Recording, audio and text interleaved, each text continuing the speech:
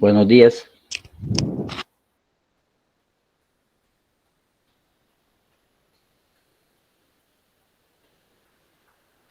¿Aló?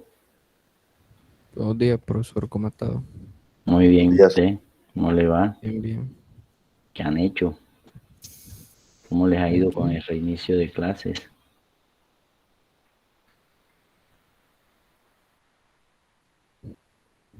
todo marchando, profesor. ¿Está todo bien? ¿Qué qué se visiona para el regreso presencial? ¿Cómo lo ven ustedes?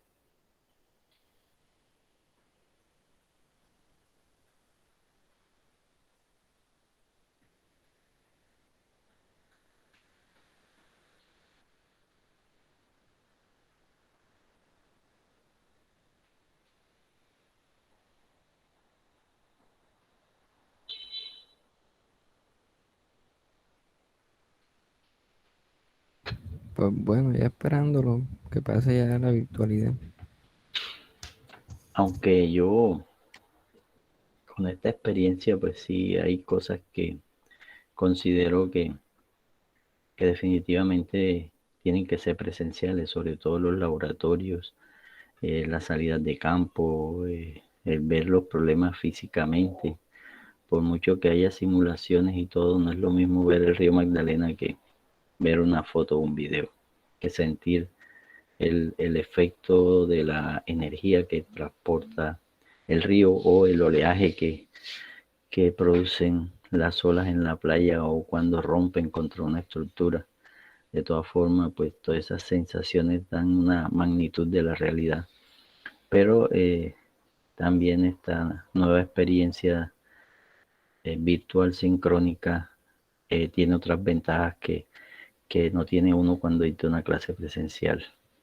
Pero hay que entonces tomar, que pienso yo, lo más importante de la virtualidad, que hay mucha documentación que uno puede usar para las clases, pero hay otras cosas también que son difíciles mantener, mantener la concentración durante tanto tiempo, siendo eh, una relación casi que unidireccional. Es bastante complicado, pero bueno, espero que haber hecho con todos ustedes y que ustedes también hayan puesto todo lo mejor para que estas experiencias sean significativas. Voy a dar inicio entonces con la asistencia. Eh, me, me comentan si están viendo la pantalla, si estoy compartiendo. Ya inicié la grabación. Entonces voy a iniciar con la asistencia. Yana Algarín.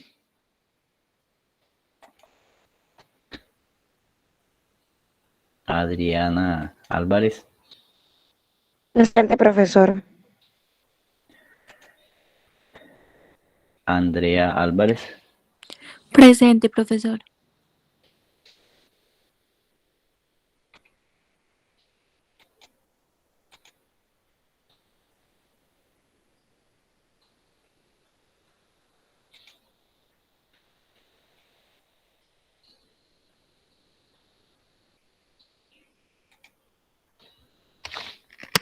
Un segundito.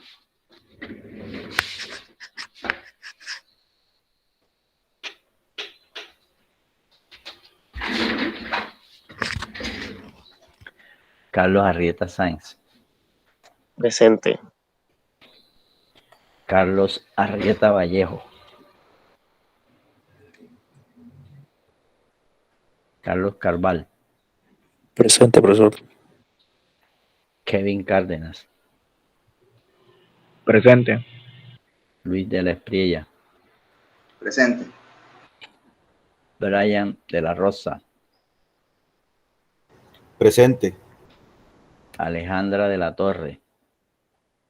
Presente. Wilson de Ávila. Gustavo Echeverry. Presente. Daniela Estrada. Presente.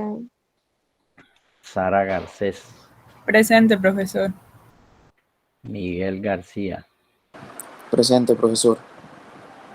Andrea Giraldo, Presente. Abimael Hernández,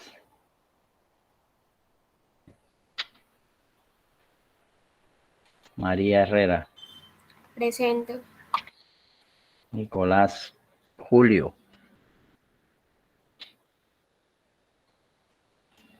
Nicolás Marimón, Presente.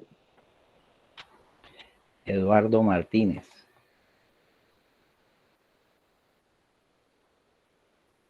Jorge Martínez, Presente. Jan Medina, Presente. María Narváez, Laura Narváez, Presente. Daniela Navarro, Daniela Negrete, Presente. Juan Orozco, Presente. Aiken Ortega, Presente, profesor. Jamer Pérez, Presente, profe. Denis Pimienta, Presente. Luis Ponce, Presente. Alfonso Puerta y Mitola, Presente. José Quirós, Presente. Juan Ruiz, Presente.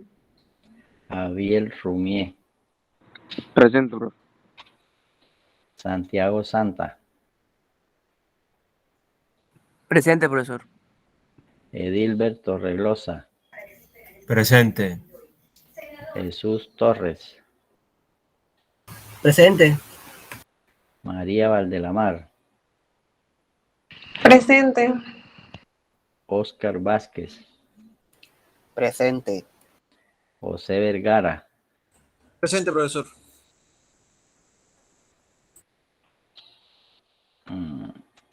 Jan Algarín, Carlos Arrieta Vallejo, Presente, profesor. Wilson de Ávila,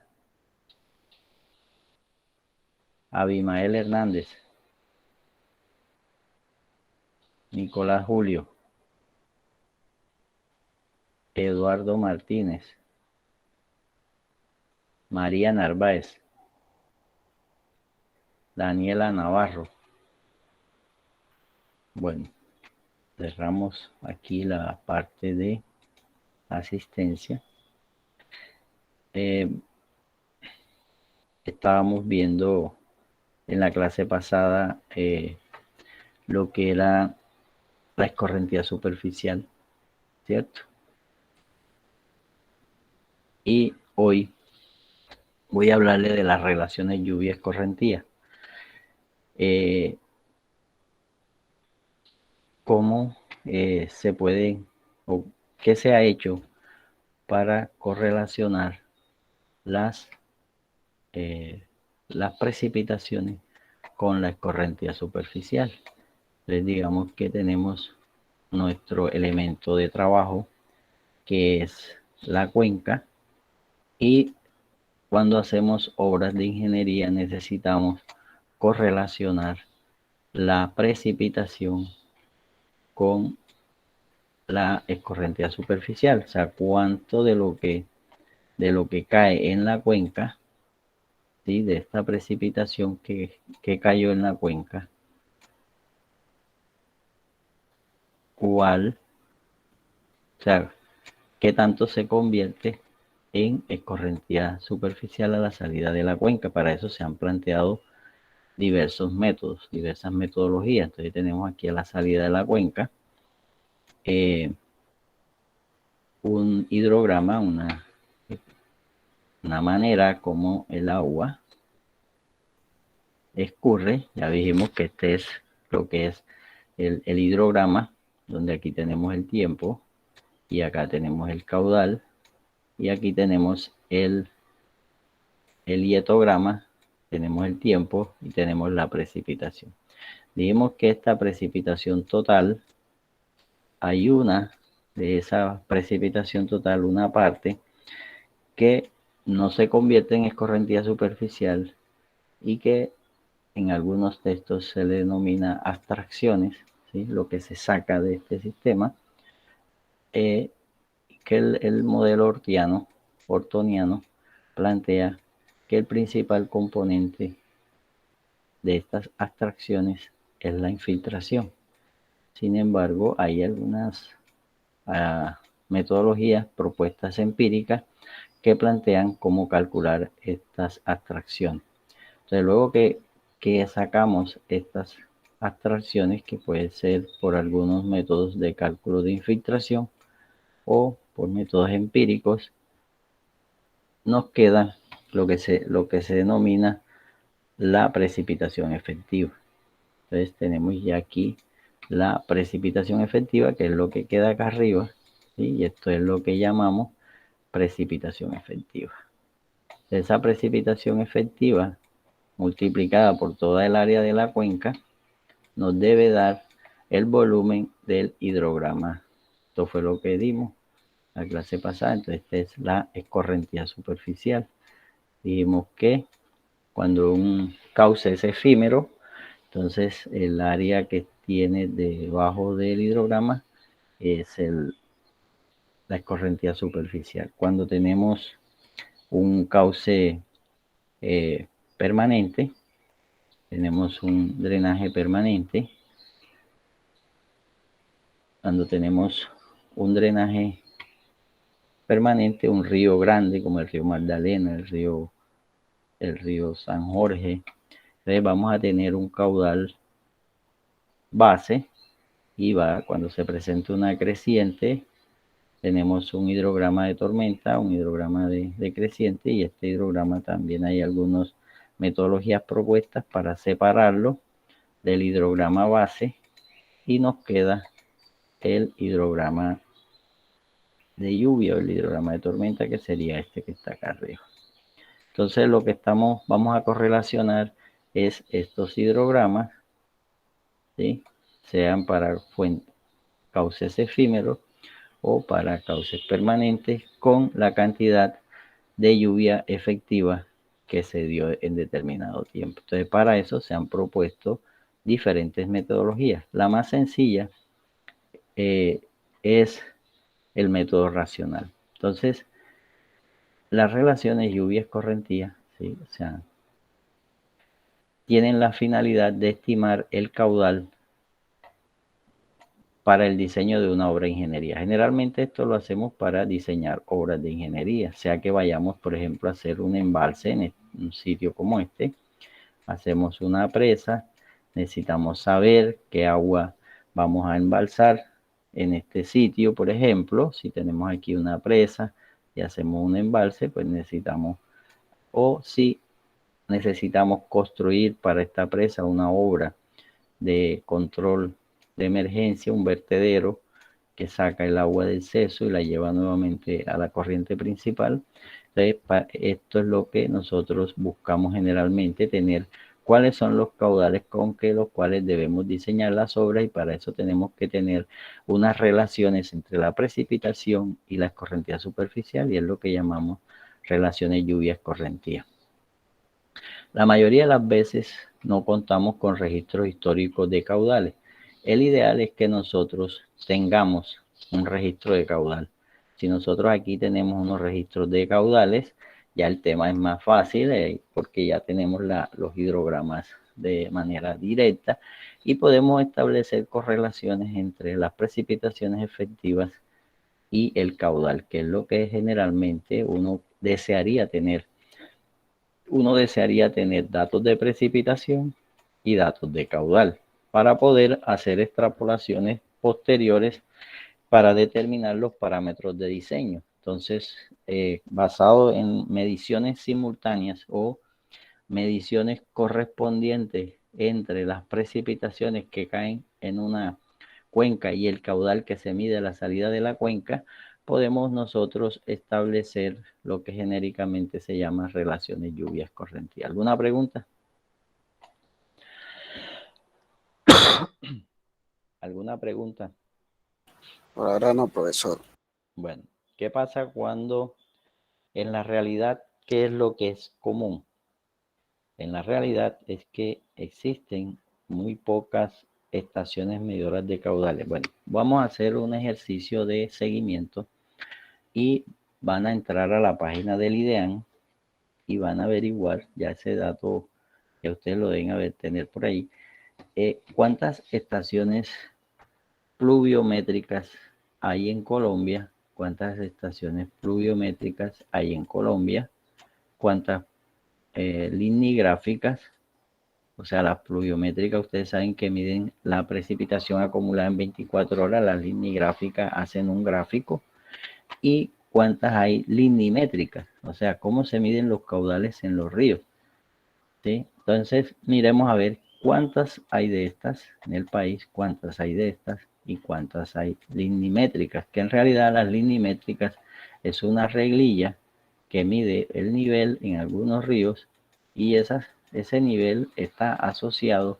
con un hidrograma de caudales. Para determinada altura de la reglilla se tiene una lectura de caudales. Generalmente lo que se hace es una calibración de una sección transversal a la corriente.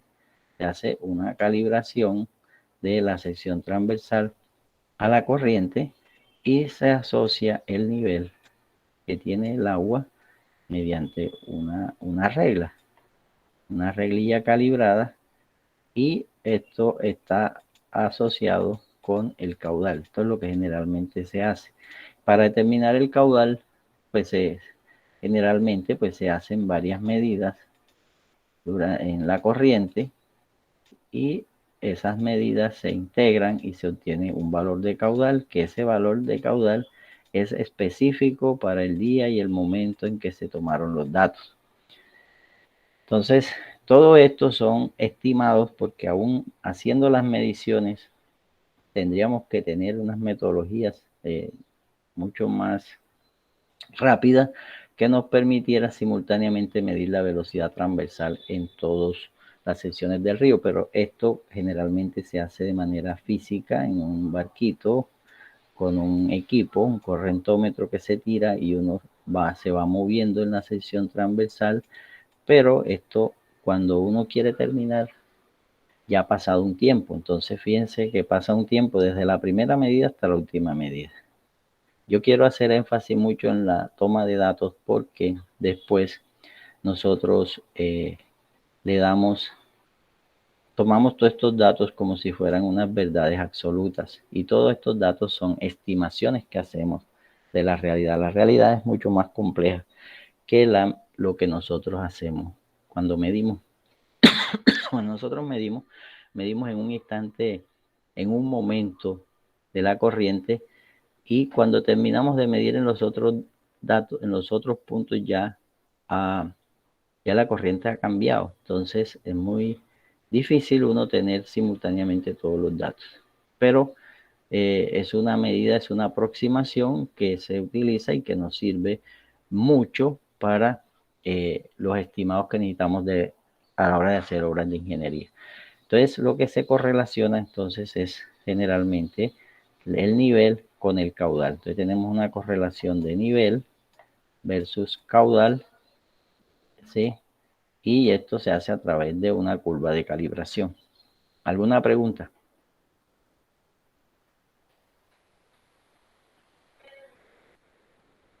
Por el momento no, profesor. Bueno, entonces, ¿para qué quiero que miren esto? Para que vean que estos datos, ¿sí?, son mucho menores, la cantidad de estaciones linimétricas que existen en el país comparada con las estaciones pluviográficas o pluviométricas. Y por eso es que entonces en la gran mayoría de las aplicaciones de ingeniería para cálculos de obras, de canales, de almacenamiento, de transporte, de caudal, manejo, desviación, control de inundaciones, no se dispone de información simultánea entre las precipitaciones y los caudales, ¿sí? Y por eso entonces se han planteado diferentes métodos. Uno de ellos es el método del hidrograma unitario. El hidrograma unitario es válido cuando lo podemos encontrar cuando tenemos mediciones de precipitaciones y mediciones de caudales. Entonces, en este caso, el hidrograma unitario es la respuesta unitaria de la cuenca a una precipitación de una unidad. Entonces, con ese hidrograma unitario, nosotros podemos posteriormente reproducir o inferir, estimar cuál es el efecto que tendría la cuenca o que se produciría a la salida de esa cuenca si las precipitaciones tienen otros valores. Entonces, ya ahí empezamos a extrapolar y a sacar nuestros parámetros de diseño que vamos a utilizar cuando hacemos obras de ingeniería. Entonces, ¿qué pasa cuando no tenemos información de caudales? Cuando no tenemos información de caudales, se han realizado estudios donde se correlacionan la información de los caudales con algunos parámetros geomorfométricos de la cuenca, como generalmente puede ser la pendiente. Hay también estudios de regionalización, o sea, nosotros posiblemente podamos tener producción de caudal por área, ¿sí? Y esa producción de caudal por área la podemos asociar a cuencas vecinas, partiendo del hecho de que tienen comportamientos similares. Y todo eso lo hacemos basado en los registros de precipitación. Entonces nosotros empezamos a establecer parámetros que se correlacionan entre la geomorfología, la forma de la cuenca, los registros de precipitación que nos permiten entonces inferir o estimar los caudales. Entonces, en última, aquí lo que deseamos es, a partir de las precipitaciones, estimar los caudales. ¿Preguntas? Profesor, ¿puede repetir otra vez cuáles son pluviómetros? Los pluviómetros son los que nada más miden la cantidad de agua que cae en un día. Te dan el valor diario. ¿Sí? Aquí me equivoqué. Los pluviómetros, los pluviógrafos, ¿sí? Aquí es PG, creo que es. Sí, si me equivoqué en las letras, por favor. Son pluviómetros, pluviógrafos y lignímetros. ¿Sí? O si encuentran algunas otras estaciones, algunos otros métodos que estén registrando. De todas formas, todo esto ha ido cambiando y ya hoy las estaciones, como la tecnología ha ido avanzando, lo que ha avanzado es la forma de almacenar los datos. Entonces ya hay algunas estaciones que tienen registros continuos, ¿sí? Algunos otros tipos de sensores que van a una memoria, un data logger, o algunos que ya se transmiten directamente a una estación central. Pero digamos que los más antiguos, los más tradicionales son los pluviómetros, los pluviógrafos, los lignímetros, para medir precipitaciones y caudales. Existen ya muchas otras tecnologías. ¿Cuál es la última? Disculpe, que dice. ¿Cómo? Lignímetros, ¿cómo se? Lignímetros. Con doble N. Sí.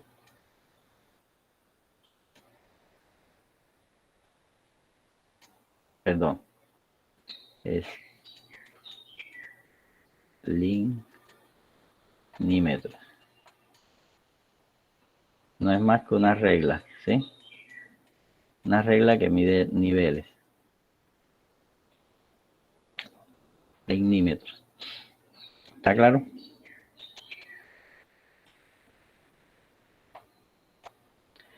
Ok. Bueno, preguntas sobre esta parte meramente conceptual.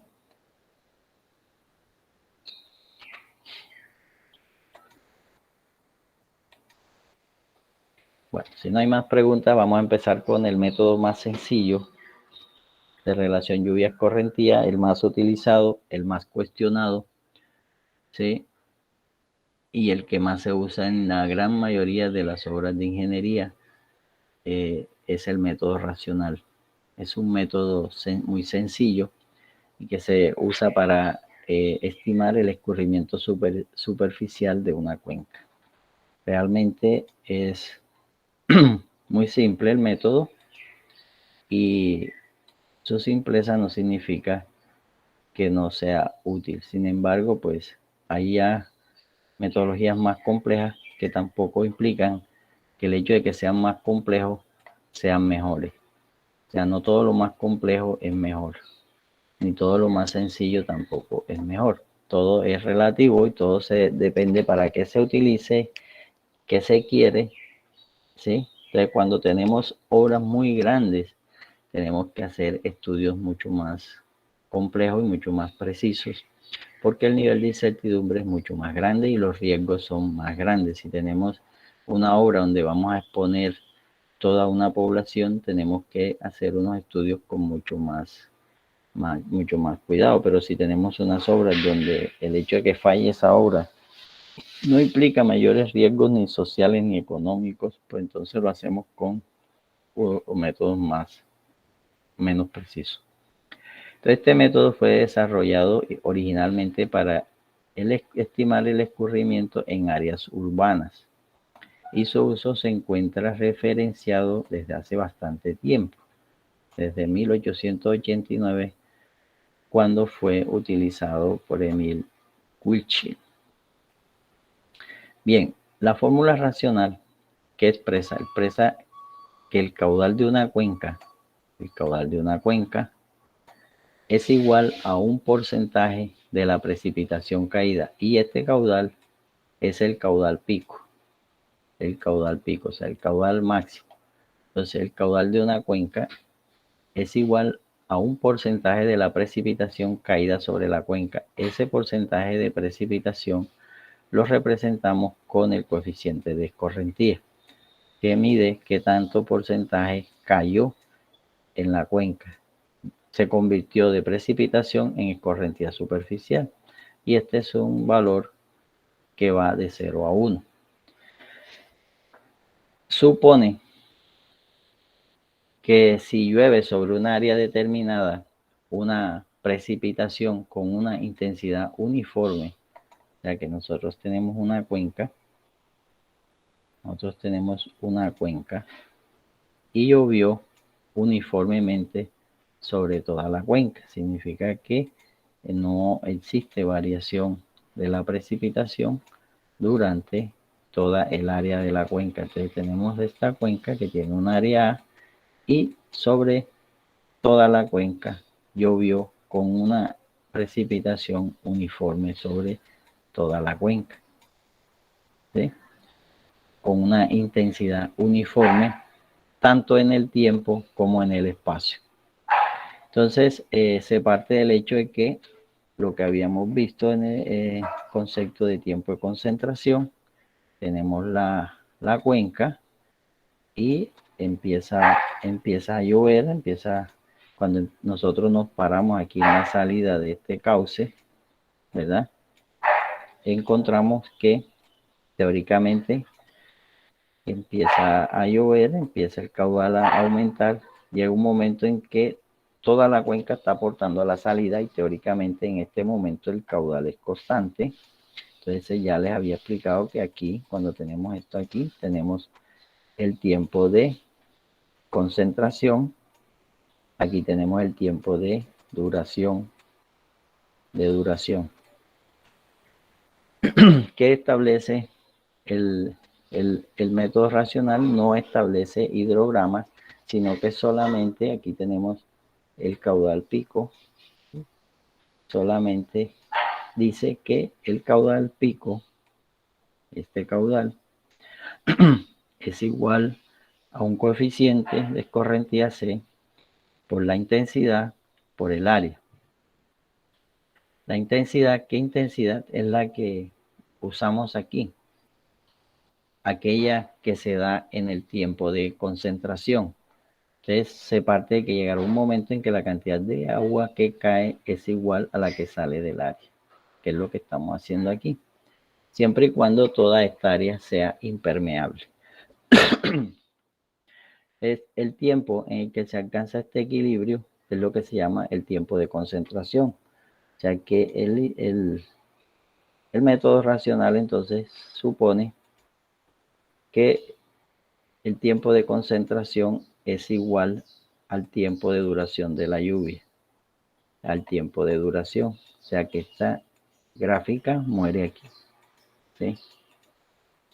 Sin embargo, no expresa qué pasa dentro del hidrograma, sino que expresa que el tiempo de concentración es igual al tiempo de duración, y con esto podemos nosotros estimar el caudal pico, solamente el caudal pico. ¿Alguna pregunta?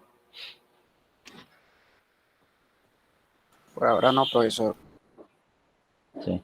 Entonces aquí nosotros solamente expresamos con esta fórmula el caudal pico.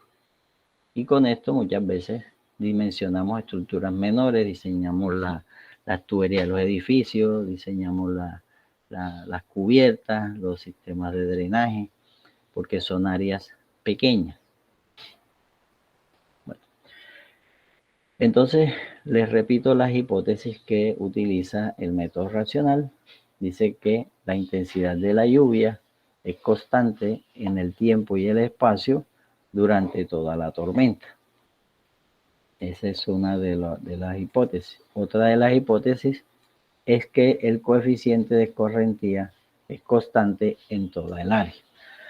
Ya después vendrán pues algunas modificaciones en la aplicación, y por ejemplo en el caso de que la cuenca tiene diferentes suelos, diferentes áreas, entonces se asocia, cada coeficiente de escorrentía se asocia con las características de cobertura superficial del suelo, y entonces aquí entrarán diferentes valores del coeficiente teniendo en cuenta si el suelo es permeable, si es impermeable, si tiene pendiente, si no tiene pendiente. Y cuando hay un área con diferentes tipos de suelo, entonces se calcula el C como un valor medio ponderado por área, ¿sí? Entonces ya esas son modificaciones, pero el término original es que el coeficiente de escorrentía es constante en toda el área. Y se supone, esto es importante, se supone, ¿sí?, que el caudal calculado tiene la misma frecuencia que la precipitación que lo produce. Generalmente, como nosotros tenemos más información de precipitación que caudales, no tenemos caudales, entonces nosotros estamos partiendo del hecho que el comportamiento estadístico de la serie de precipitaciones es igual al comportamiento estadístico de la serie de caudal. Entonces vamos a partir del hecho que el caudal calculado tiene la misma frecuencia que la precipitación que lo produce. Si nosotros hacemos un estimado de una lluvia de 100 años, 50 años, y calculamos con eso los caudales, asociamos que ese caudal tiene la misma frecuencia que la precipitación. ¿Alguna pregunta? No, profesor. El otro tema que les planteaba es que la precipitación, el tiempo de duración de la lluvia, o sea, la duración de la lluvia que produce el máximo caudal es igual al tiempo de concentración. Es una hipótesis que se utiliza en la mayoría de los diseños. Sin embargo, habrán diseños muy específicos donde la duración de la lluvia sea mayor que el tiempo de concentración. Entonces ahí tenemos que utilizar otras variantes. Este también es importante. El coeficiente de escorrentía es independiente de la frecuencia y la naturaleza de la lluvia, ¿sí? Se depende más que todo es del tipo de suelo, de la cobertura vegetal. Bien, finalmente, pues el método racional no tiene en cuenta el efecto de almacenamiento en la cuenca. ¿Alguna pregunta? No, profesor. Bueno.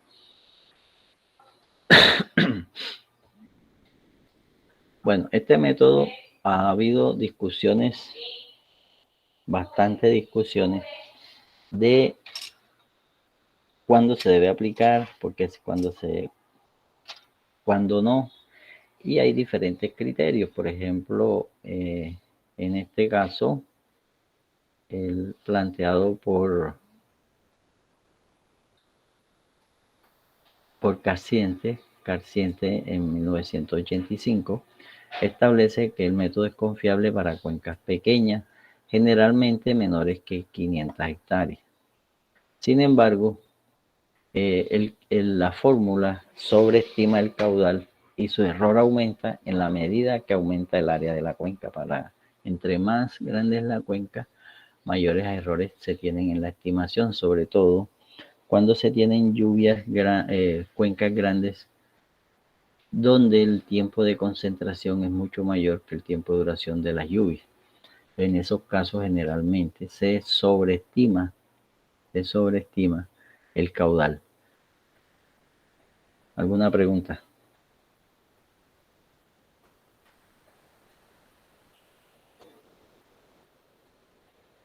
No, profesor. Ahora no, profesor. Bueno, el consenso es que este método se puede arrojar resultados aceptables solo si el área es pequeña y tiene un alto porcentaje de áreas impermeables y el tiempo de concentración es corto. Según Bolinaga, no se recomienda su aplicación para superficies mayores de 20 hectáreas. Sin embargo, hay otros autores que consideran unos valores mayores. 80% urbanizable y tiempo de concentración superiores a 15 minutos. Cuando esta recomendación no se cumple, tiende a dar valores mayores que los reales. Bueno, la bondad del método racional se reduce a una buena selección del coeficiente de escorrentía y del tiempo de concentración de la cuenca, que este es otro estimado que también requiere bastante precisión y requiere hacer validaciones, mediciones de campo que permitan a uno tener un mejor estimado. Bien, vimos en la clase pasada algunos valores de los coeficientes de escorrentía. El Ministerio de Vivienda, Ciudad y Territorio sacó la resolución 0330 del 8 de junio del 2017 que se refiere al reglamento técnico para el sector de agua potable y saneamiento básico RAS. Si bien este es un reglamento que es para el sector de agua potable y saneamiento, tiene unos apartes que corresponden a agua lluvia, aunque no literalmente no es una resolución que apunte a los drenajes pluviales, sino que apunta a los servicios públicos domiciliarios. Y generalmente los drenajes pluviales no son un servicio en Colombia, aún no son un servicio público domiciliario. Pero hay algunas recomendaciones que se dan sobre los diseños que se hagan de drenajes pluviales. Dentro de esos establecen, de acuerdo con el método, establece unos lineamientos para el uso del método racional. Entonces establece que se puede utilizar el método racional, ¿sí?, siempre y cuando se tengan áreas menores de 80 hectáreas. Es la recomendación que da. ¿Alguna pregunta?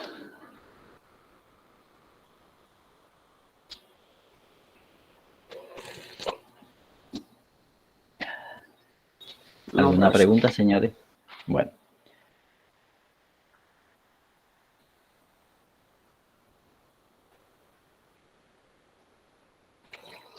Por el momento no, profesor. Ok. Que estoy viendo. Qué pena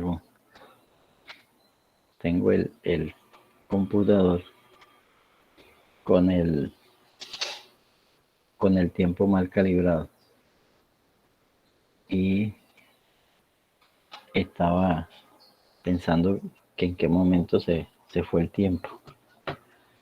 pero no, es que tengo el tiempo del computador equivocado. Bueno, ¿alguna otra cosita? ¿Algo que les haya quedado dudando?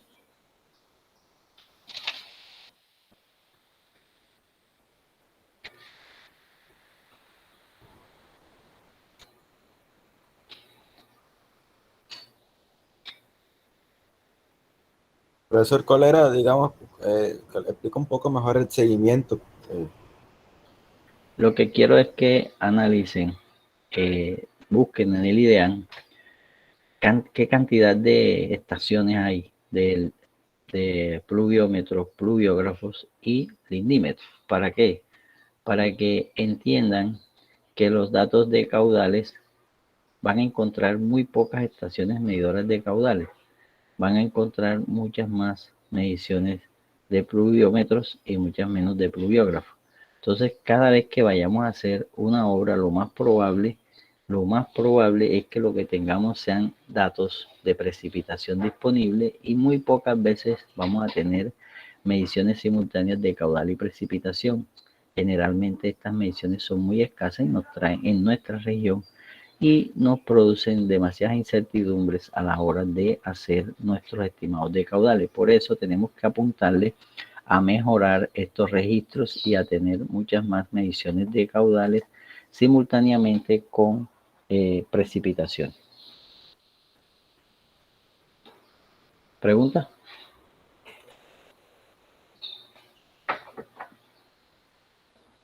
¿Alguna otra inquietud?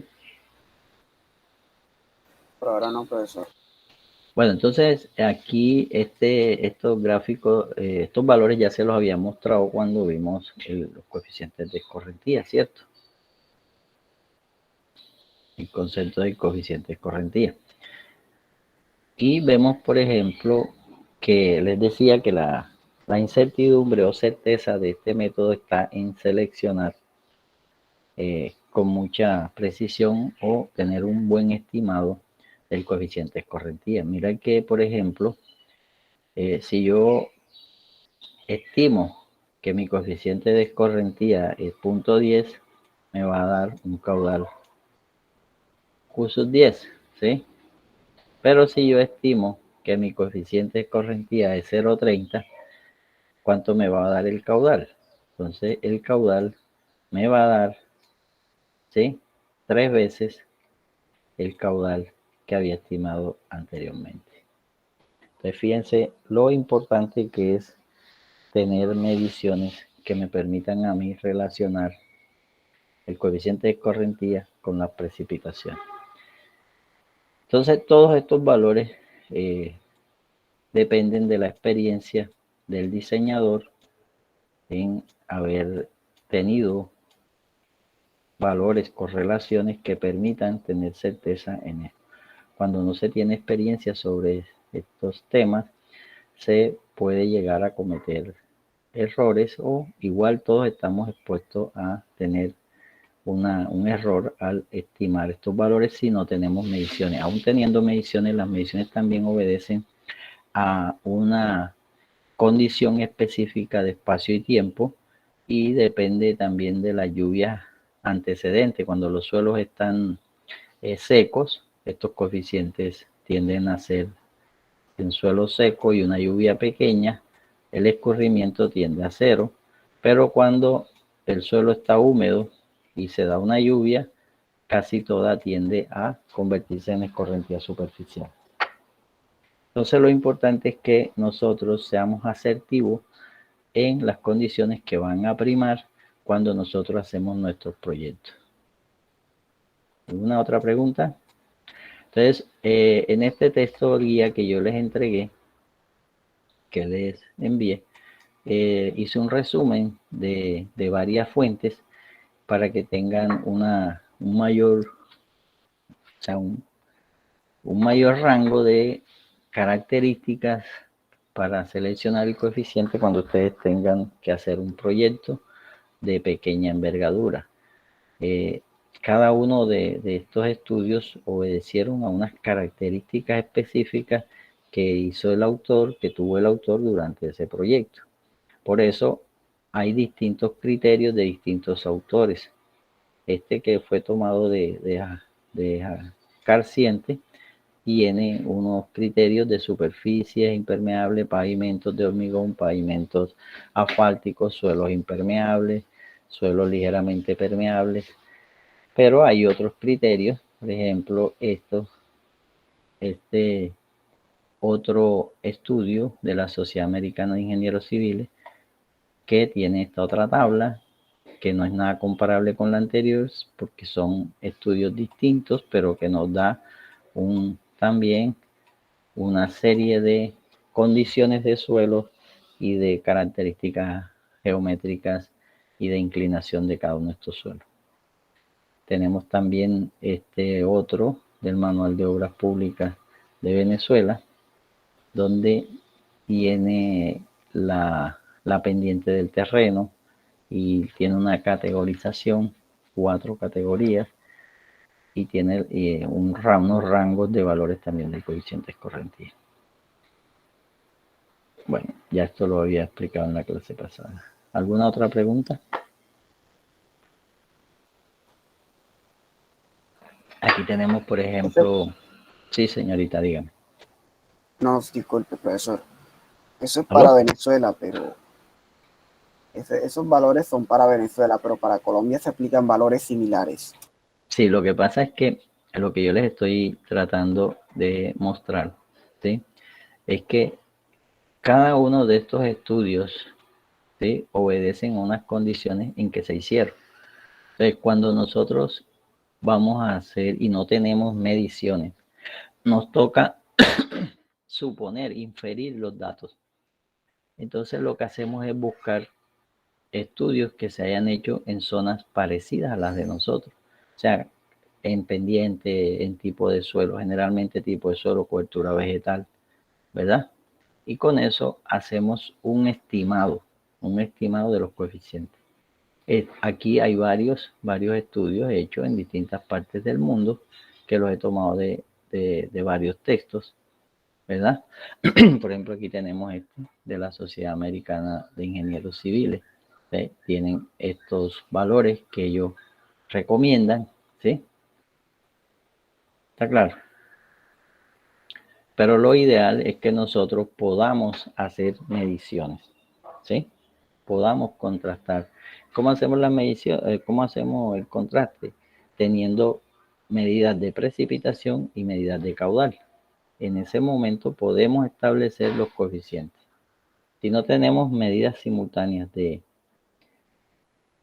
caudal y medidas de caudal, es muy difícil.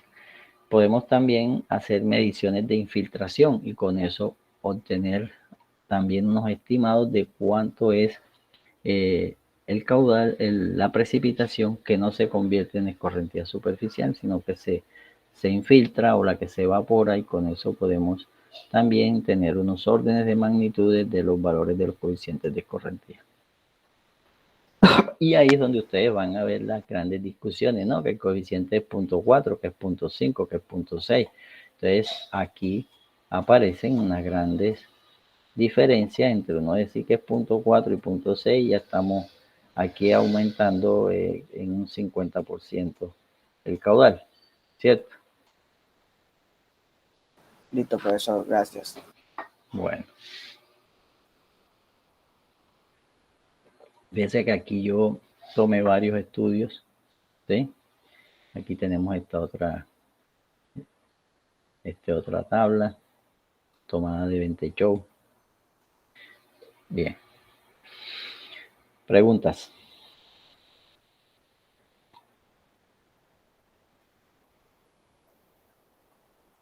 Por ahora no, profesor. No hay preguntas. Bueno, entonces ese es uno de los métodos. Vamos a mirar otra metodología que son los hidrogramas unitarios, ¿sí? Como les decía, para hacer hidrogramas unitarios se requiere tener mediciones simultáneas de precipitación y de caudales. Entonces, ¿qué es el hidrograma unitario? El hidrograma producido en una cuenca por unidad de precipitación, ¿sí? Por unidad de precipitación.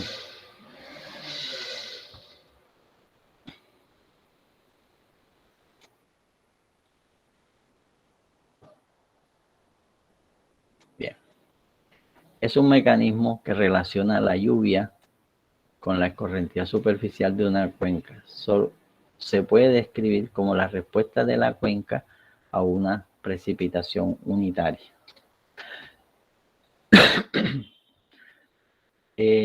Para nosotros hacer un hidrograma unitario se plantean algunas hipótesis. Una de esas hipótesis es que la cuenca sea un sistema lineal. Y aquí aparecen algunos criterios que hay que tener en cuenta. Generalmente cuando uno dice que el sistema sea lineal, nos imaginamos que sea una línea recta, pero ese no es el concepto que se trata aquí, ¿sí? De que sea una línea recta. Un sistema lineal es otra cosa, ¿sí?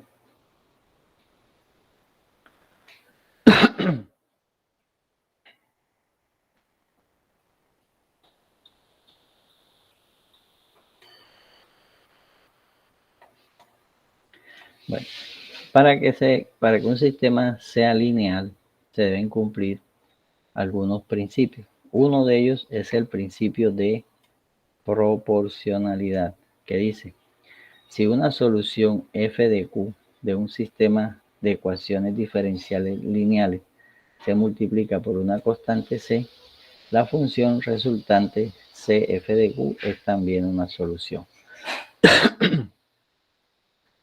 Así yo tengo un sistema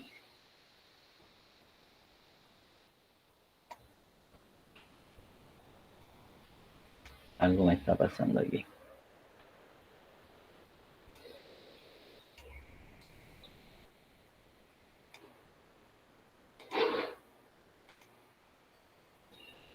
Si yo tengo un sistema y este sistema ingresa un impulso, ¿sí?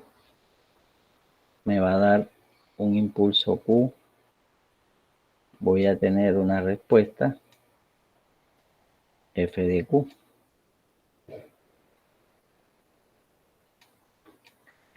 Pero si este impulso lo multiplico por una constante, MQ, el resultado que me va a dar de este sistema es M por F de Q.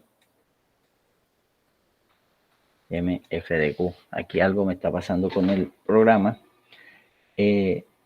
Y si yo tengo, este es el principio de proporcionalidad o de multiplicidad. Y también tenemos el principio de aditividad. Es si yo tengo Q y tengo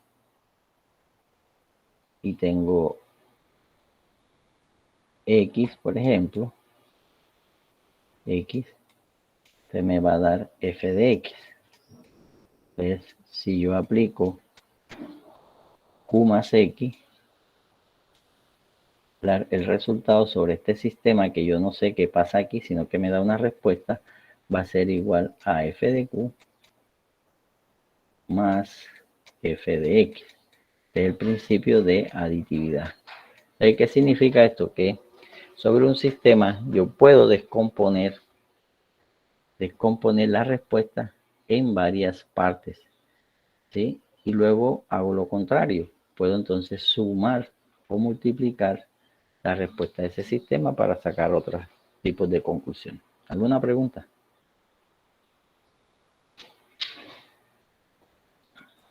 Por ahora no, profesor. Bueno, tenemos entonces los dos principios que se deben aplicar en un sistema lineal, que es el principio de aditividad o superposición y el principio de proporcionalidad. Y esto lo utilizamos para deducir el hidrograma unitario de una cuenca. Existen algunas otras definiciones matemáticas como la función impulso-respuesta, en la cual nosotros tenemos un impulso unitario y me va a dar una función respuesta, ¿sí? Es si yo este impulso lo amplifico, ¿sí? Ya no es 1, sino es 3, entonces la respuesta va a ser, digamos, esta, ¿sí? Pero si después le doy 2, a hacer esta, pero si sumo 3 más 2, entonces ya me dará toda esta respuesta. ¿Está claro? Ya aquí tenemos un pulso unitario y tenemos la respuesta. Nosotros no sabemos cómo se da esta respuesta, pero sí sabemos que cada vez que apliquemos esto se da esta respuesta. Si la amplificamos, aquí tenemos la amplificación y así sucesivamente, y podemos entonces hacer una suma de las respuestas de los impulsos que hacemos. Bueno, ya este es el tema matemático. Y también, por ejemplo, aquí si es una lluvia, entonces miremos qué pasa cuando tenemos una lluvia. Esta es la lluvia, ¿sí? Tenemos un hietograma, ¿verdad? Y este hietograma produce una respuesta. Entonces lo que hacemos posteriormente es hacer una suma de cada uno de los impulsos y obtenemos la respuesta. Aquí tenemos la respuesta. Me voy a quedar con esta parte de los sistemas discretos.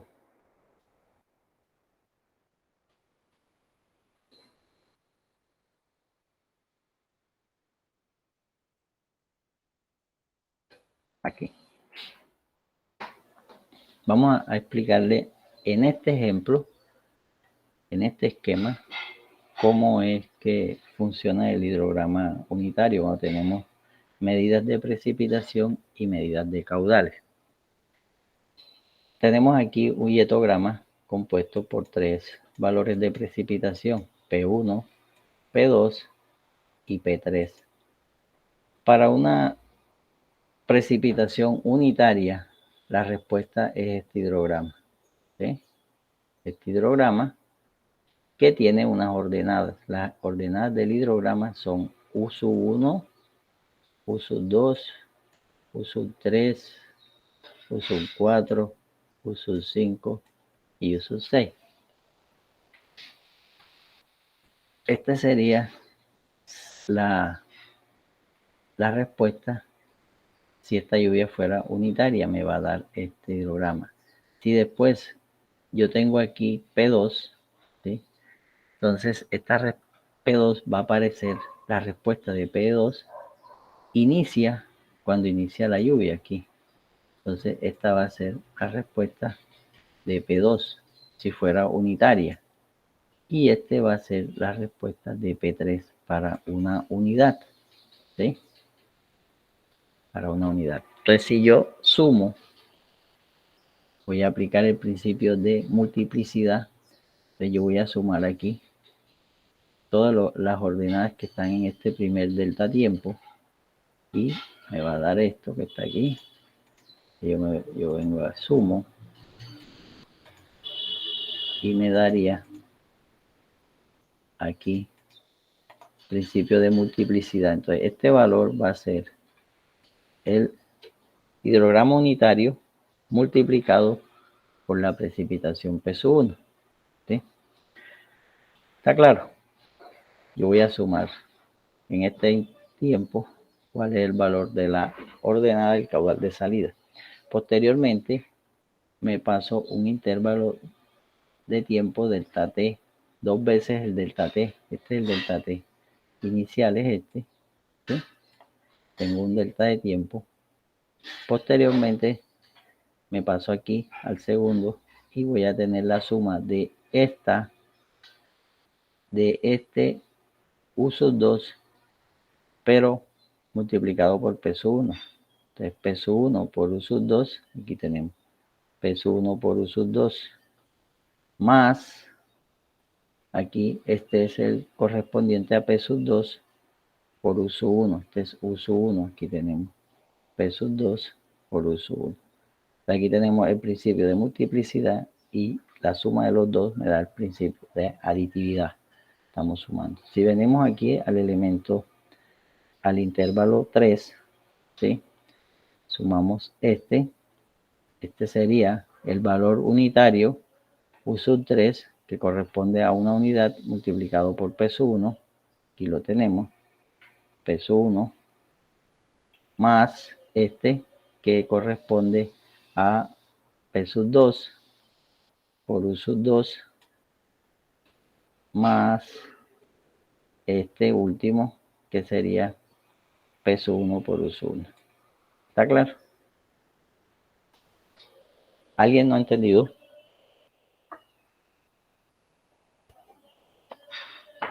Aquí tenemos una lluvia, ¿sí? Que la hemos dividido en un hietograma de 3 intervalos delta T. Cada una de esas lluvias produce un hidrograma unitario. Estos hidrogramas son iguales, el hidrograma unitario, y lo vamos desplazando porque en el tiempo la forma como la lluvia se dio se desplaza un intervalo de tiempo delta T. Si seguimos, ya estamos, por ejemplo, en este intervalo, entonces tendríamos U4, que es este valor, más este que está aquí, por P2, este sería 1, 2, 3, ¿sí?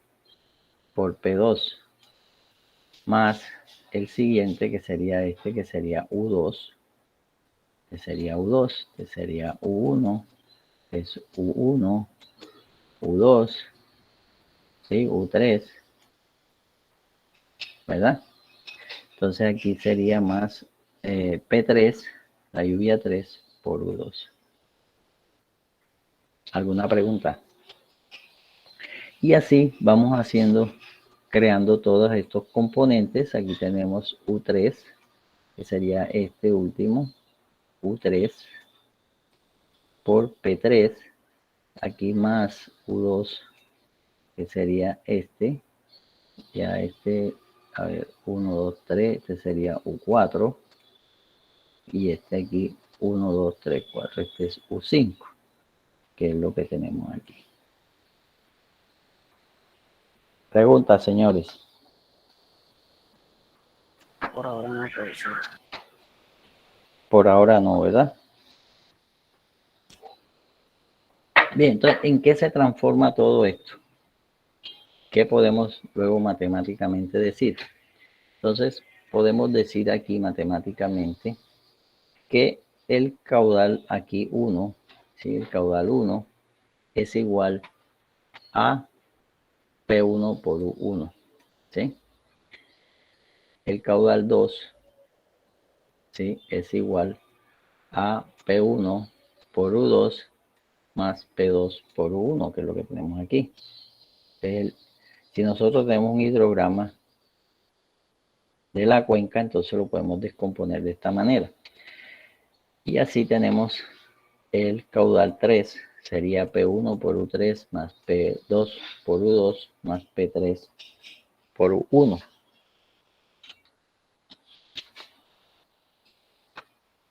Después tenemos U4, que sería P1 U4 más P2 U3 más P3 U2. Y sin de aquí en adelante, pues es lo mismo.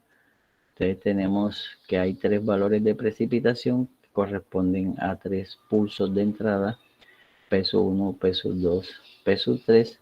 Entonces para el primer intervalo, que es igual a 1, nos queda pulso 1 igual a peso 1, uso 1 menos 1 más 1, y esto da peso 1, uso 1. Bueno, preguntas. Aquí, entonces, tenemos un sistema de ecuaciones, ¿sí? Tenemos un sistema de ecuaciones y ¿en qué consiste el método? A ver, ¿qué es lo que nosotros vamos a encontrar aquí?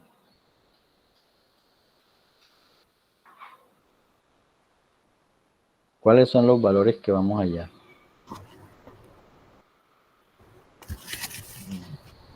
No sé si el caudal máximo.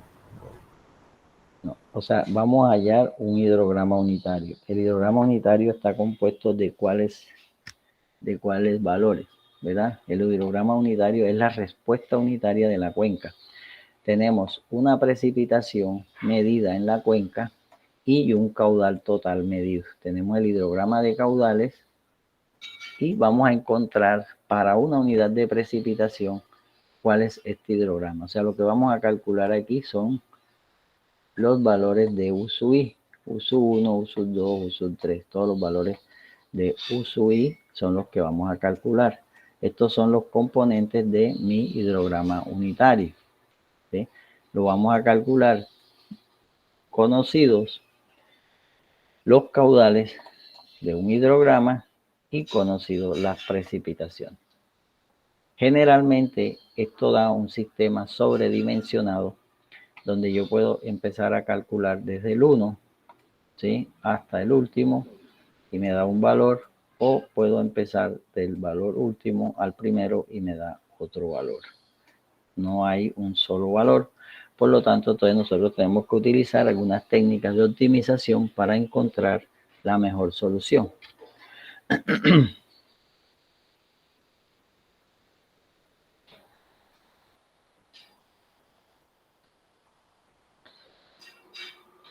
Esto es lo más importante.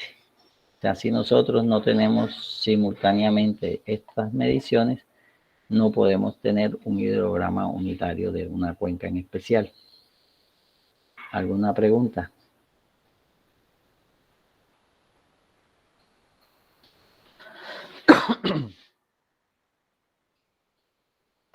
Por ahora no, profesor. Bueno. Pero no, sí. Este registro de datos de precipitación, por lo general, ¿dónde se encuentra? En el IDEAN se encuentra alguno de esos.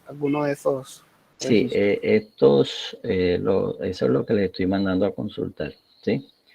O sea, mediciones de caudales y mediciones de precipitación simultáneas para determinadas cuencas. O sea, nosotros para hacer esto tenemos que tener medidas de precipitación y medidas de caudales en una cuenca, a la salida de la cuenca.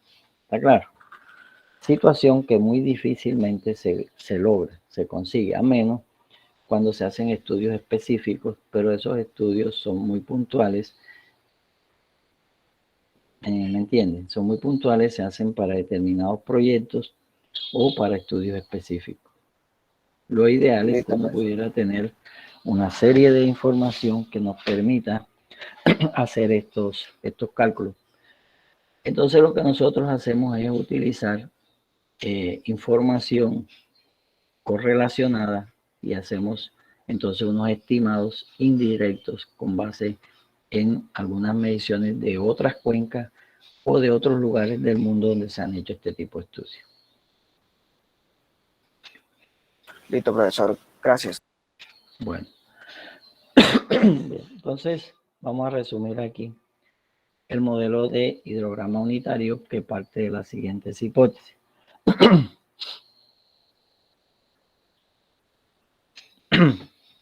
El exceso de precipitación tiene una intensidad constante dentro de la duración efectiva. El exceso de precipitación está uniformemente distribuida a través de toda el área de drenaje. El tiempo base del hidrograma unitario resultante de un exceso de lluvia es constante.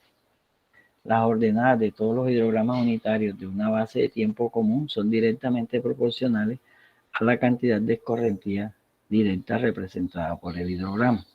Para una cuenca dada, el hidrograma resultante de un exceso de lluvia dado refleja las características no cambiantes de la cuenca. Usted sabe que las cuencas cambian sus características dado que puede cambiar su cobertura vegetal, puede cambiar también si son urbanizadas o no, si son intervenidas por el ser humano o no.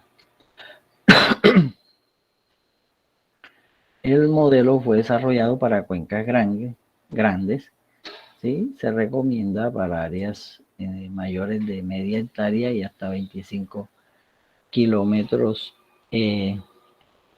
cuadrados y no es aplicable a escorrentía producida por la nieve y el hielo.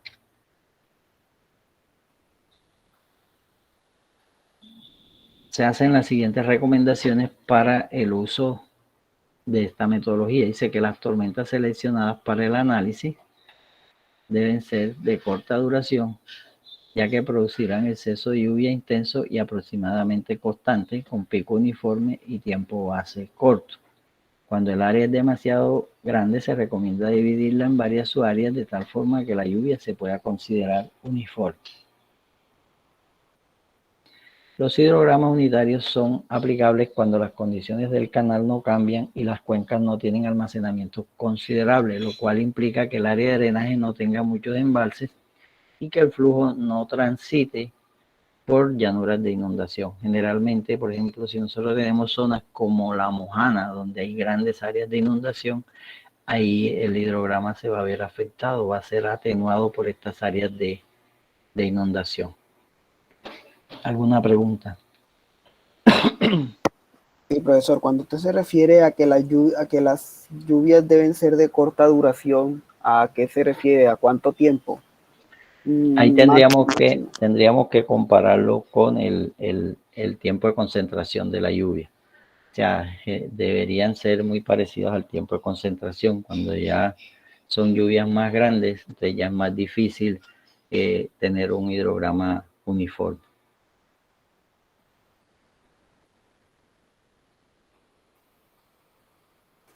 Ok.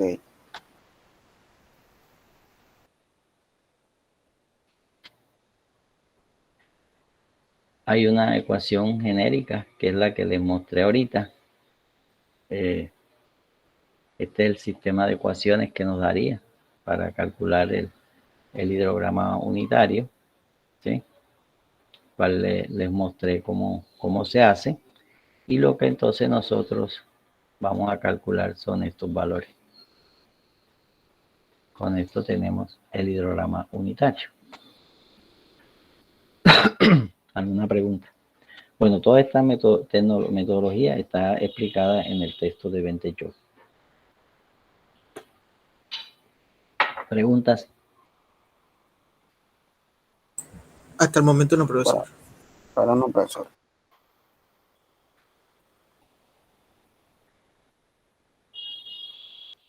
Bueno, ¿qué pasa posteriormente? Nosotros podemos entonces hacer el proceso inverso y con los datos generamos nuevamente con el hidrograma unitario podemos nosotros entonces generar el caudal y lo comparamos porque no nos va a dar exacto, nos va a dar otro valor. Y como podemos tener varias soluciones, entonces nos buscamos algún método de aproximación o de validación de tal manera que el valor estimado sea muy parecido a los valores medidos. Entonces habrán algunos métodos, por ejemplo, de que este error sea el mínimo cuadrado medio, y con eso pues podemos calcular cuál es el mejor hidrograma unitario para esa cuenca en especial. O sea, no necesariamente cuando generemos el hidrograma nos va exactamente el otro, entonces tenemos que empezar un poquito a variar los valores unitarios hasta que establezcamos cuál es el mejor ajuste. Y habrán varios métodos para hacer esto. Uno puede ser el método de mínimos cuadrados o pueden existir otros métodos. ¿Alguna pregunta? Bueno, entonces vamos a dejar hasta aquí por el día de hoy. Y para la próxima clase vamos a hablar de los hidrogramas sintéticos, ¿sí? Que es el hidrograma unitario sintéticos. Lo dejamos para la próxima clase. ¿Alguna pregunta? Por el momento de la clase no, pues todo entendible. Profesor, una pregunta. El trabajo de las curvas IDF solo es hallar las curvas IDF y montar ese archivo y poner en el hallar las ecuaciones. Exacto, las ecuaciones. Sí, para poder presentar las curvas IDF. Y en el Excel se pone cómo se trabajó, o sea, en el globo. Claro, ustedes me hacen todo el trabajo en Excel y hacen un resumen en Word, ¿sí? De lo que hicieron allá, ¿sí? Ok, profesor. Y otra pregunta, o sea, no tendríamos también que, o sea, por ejemplo, tenemos 30 lluvias, esas 30 lluvias representarían, digamos, la lluvia máxima en cada año. O sea, tendríamos 30. Exactamente, eso es lo que yo le estoy diciendo. Ok, o sea que, por ejemplo, en la realidad se tiene que hacer y sacar la lluvia de cada año con todas las lluvias, ¿sí? En este caso específico, para simular el ejercicio del curso, yo les dije, escojan una lluvia y se supone que cada uno representa un año. O sea, pues, podría ser, por ejemplo, del 90 hacia acá, por ejemplo, representando un año. Sí, no, un solo año. O sea, usted, por ejemplo, cualquier año, porque cuando hacemos el análisis estadístico, ahí el año cronológico no se tiene en cuenta. ¿Sí? ¿Me entendió? Profesor, otra pregunta. No necesariamente tienen que ser consecutivos entonces los años. No, para nada. Okay. O sea, cuando nosotros hacemos el estudio real, cuando hacemos un estudio real, tenemos que coger una serie. Lo ideal es que sean consecutivos, ¿sí? Ese es el ideal. Todas las series son consecutivas. Pero nosotros hacemos una selección de datos de una muestra muy amplia, con un criterio. De tal manera que lo que estamos buscando es que esa serie sea estacionaria y que esa serie todos los datos tengan la misma probabilidad de ocurrencia. ¿Sí? ¿Aló? Profesor, yo tengo una pregunta. Sí, señor. Al hacer la lluvia, suponiendo que sean, no sé, 20, 30, 40 las que se cogieron, uno al hacer el estudio asume que todas esas lluvias ocurren en un solo año, para un solo año. O sea, la hora. O sea, ellas, no tiene nada que ver con es una serie, ¿sí? Cuando yo hago esto, yo estoy tomando una serie que la selecciono, ¿sí? Esos criterios de selección me sirven para cumplir que los datos sean independientes unos de otros, ¿sí? Que tienen la misma probabilidad de ocurrencia individualmente.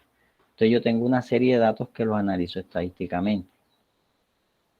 Y esa serie la construyo, la saco de tal manera para que los datos no sean dependientes uno del otro. ¿Está claro? Y poderle aplicar la estadística. Entonces son valores aleatorios. Profesor, yo tengo una pregunta. La curva ¿Le quedó claro o no? Sí, ya, o sea, se toma como una muestra grupal. Exactamente, una muestra donde usted tiene una serie completa de datos, ¿sí? Y usted va a tomar uno por año, con un criterio que sea el que tiene la máxima intensidad para una duración dada. Por eso tenemos una serie para cada duración.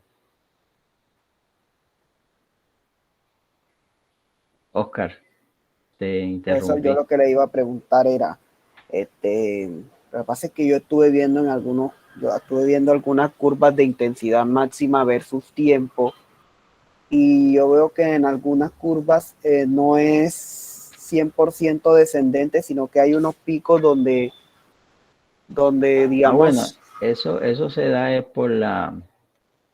porque, o sea, puede suceder ya que se den ciertas incongruencias, pero cuando ya usted ajuste las funciones de probabilidad, le va a dar lo que teóricamente se considera.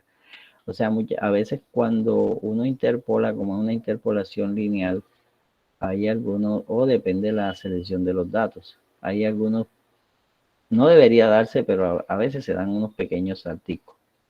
Pero si tú miras en el global, ves que siempre hay una tendencia decreciente. De pronto hay un datico ahí que dio igual, ¿sí? Porque cuando interpolamos ahí la curva, era uniforme, ¿sí? Sí, pero yo veo que algunos, por ejemplo, hay un dato que aparece, por ejemplo, 19.8, y en el otro aparece, y en el de 15 minutos aparece 19.8, y en el de 20 aparece, y en el de 20 minutos aparece 20. Eso es casi lo mismo a la hora de la verdad, ¿sí? Pero Oscar, es que igual a ti no te sirven las gráficas individuales de cada lluvia que se estudió, porque tú lo que necesitas es los datos de los 5 minutos, 10, 15, o sea, lo de la hora. Y después eso es lo que vas a representar grupalmente. O sea, de nada te sirve mirarlo individual si lo que necesitas es hacerlo todo al final. Sí, yo eso lo sé. Lo que estoy diciendo es que la curva de intensidad máxima versus tiempo no es 100% descendente. Ahí eso es más por la precisión de los datos a veces, ¿sí? En teoría sí son descendentes, ¿sí? Pero puede que se den en el análisis unos bachecitos por cualquier, más que todo cuando las lecturas son uniformes.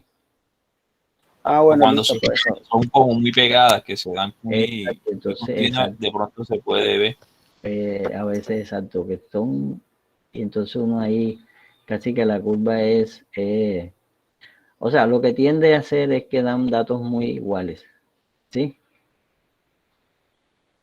Cuando eso uno hace el de 5 y el de 10 le dan igual, los de 15 y el de 20, porque quedan algunos ahí por casualidad dan iguales, ¿sí?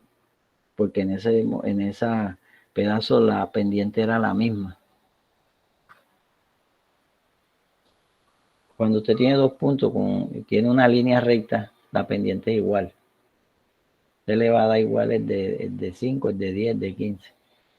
Pero eso no es como lo normal dentro de una lluvia. Siempre hay unas pequeñas variaciones. ¿Sí?